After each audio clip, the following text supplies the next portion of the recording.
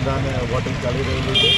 કુલ 14 building અને 32 બૂથો પર હાલ વોટિંગ ચાલી રહ્યું છે. તેમજ જાવડિયા તાલુકા પંચાયત સીટ અને લીંબડી ખાતે આવેલા કારટ તાલુકા પંચાયતની સીટ પર વોટિંગ ચાલી રહ્યું છે. તમામ જગ્યા પર પોલીસ કર્મચારી અધિકારીઓની ચૂંટણી સ્કેલ મુજબ ડિપ્લોયમેન્ટ કરાઈ રહેલ છે. તેમજ હાલ શાંતિપૂર્ણ માહોલમાં વોટિંગ ચાલી રહ્યું છે.